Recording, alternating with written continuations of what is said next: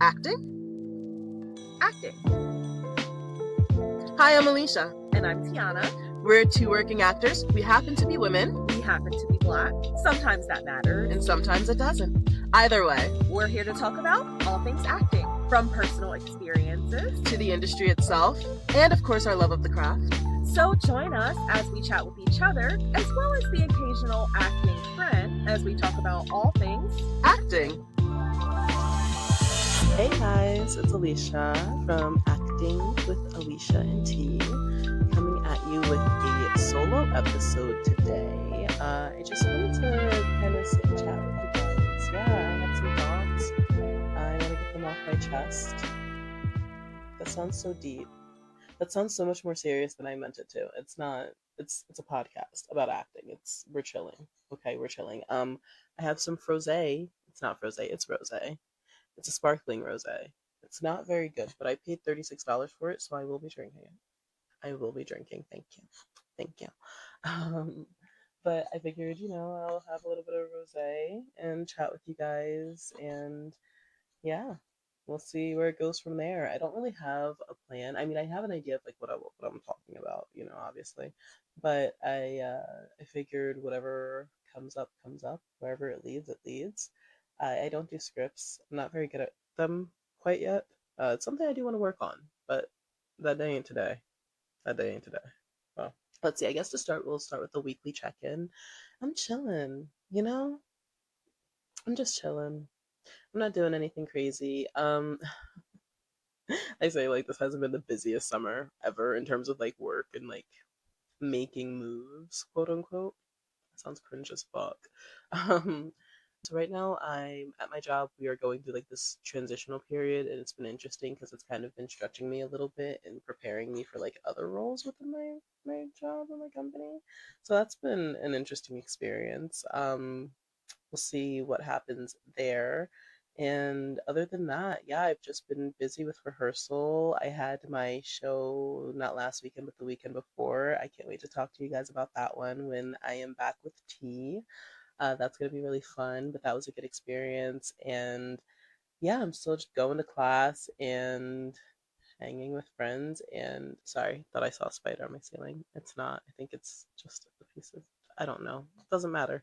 My cat just jumped on my bed. I don't know if you guys heard that. Oh, now she's giving me the stink eye. Okay, girl. Anyway, yeah. So weekly check-in.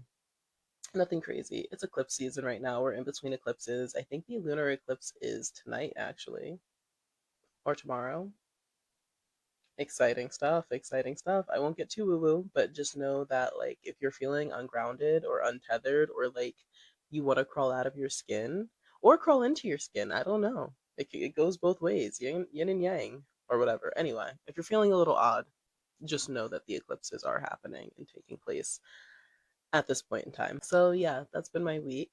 But what I wanted to talk to you guys about is so this summer I had the honor and the opportunity to play in two shows. So I am currently in rehearsal for my second show that is coming out in September. I will link tickets down below.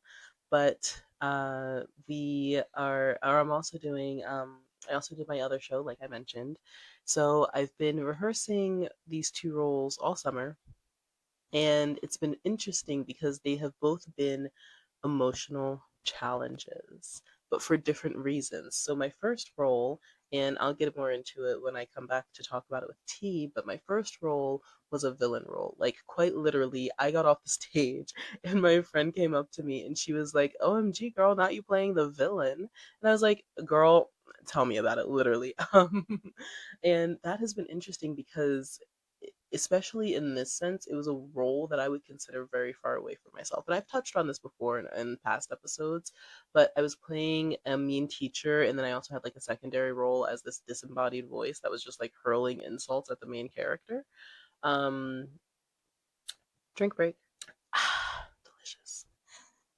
Little ASMR for you. But I played the teacher, right? And that in itself was a stretch because I just could not imagine for the life of me a teacher being that mean. Like, what is a mean teacher?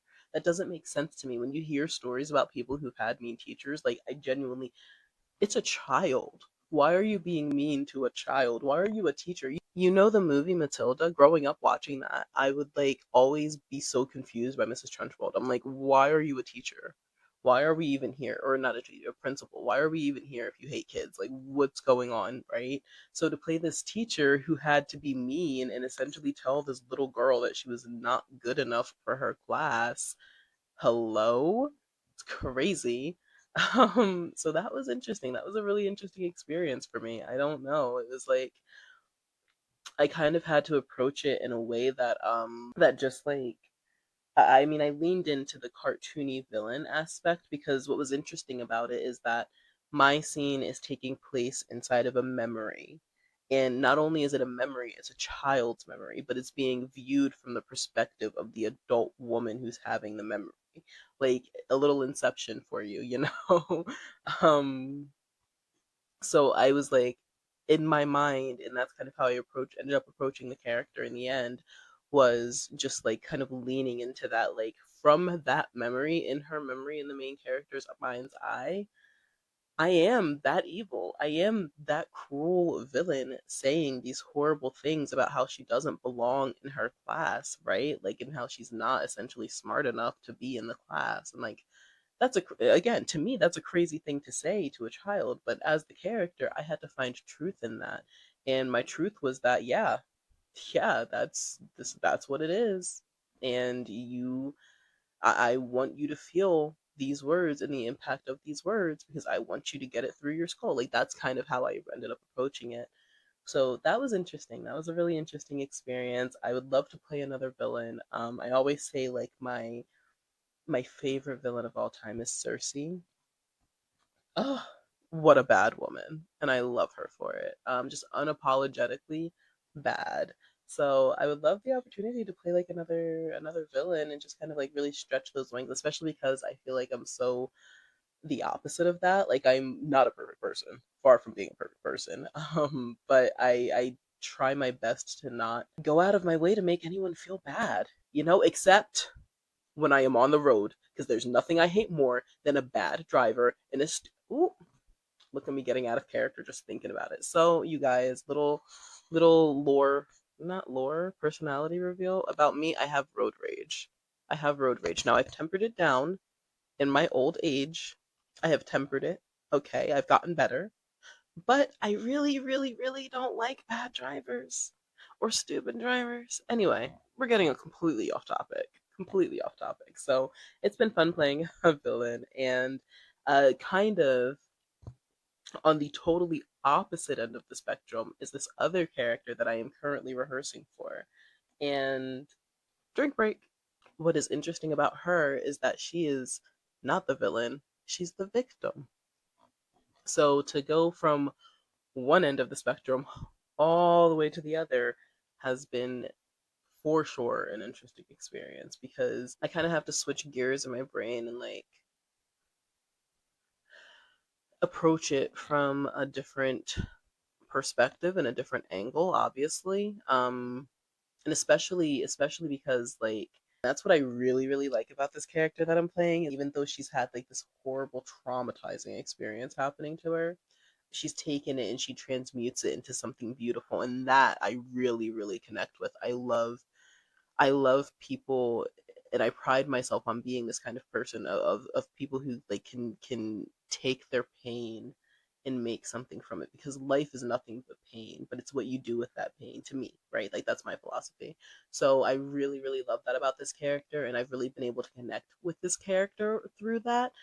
But what's been difficult is the actual experience that she has had, and that I am embodying and taking on. Like the first time, or not the first time, but one of the first times I was reading through my huge 2-page monologue, I was doing the work to like emotionally connect with the character, right? And no, I'm not off book. It's a huge monologue. I'm nowhere near off book. It's one of our first rehearsals, and I'm reading through it, and it's kind of hitting me what I am saying and what I am describing, because the event that took place is my character gets assaulted and I have no memory of it. And that is, oh, my baby. she brought in a little toy. Hi, baby.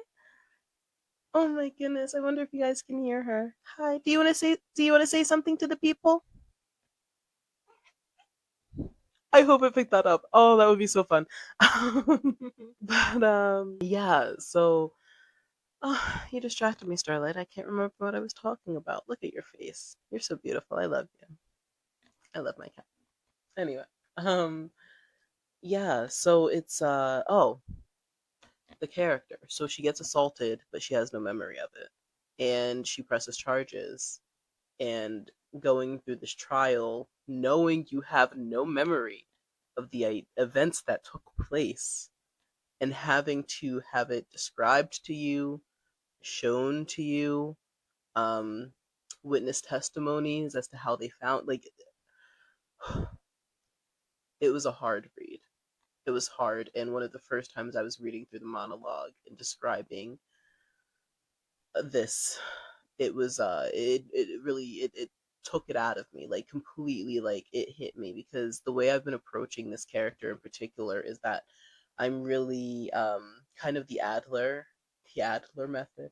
I'm really imagining what it would be like to be in that scenario. And reading through the monologue, it hit me like a ton of bricks of just, and I started crying. I couldn't stop crying. Like, literally, I get through this monologue, right? And there's maybe like halfway through, there's this one moment that really every single time I read it, I break down a little bit because it's so gut wrenching, and I get to that part and it hits me, and then I don't stop crying. And I mean, like, for the rest of the monologue, I'm trying not to snivel like a baby, right? And then I finish the monologue, and we still have like 2 or 3 full pages of this play to get through that include like 3 huge monologues for characters, right? For other characters, like a huge paragraph long monologue for these other characters. So we still have a decent amount of the play to get through, and I'm sitting there sobbing like a baby. Like, I could not stop crying, and I'm trying to keep it together.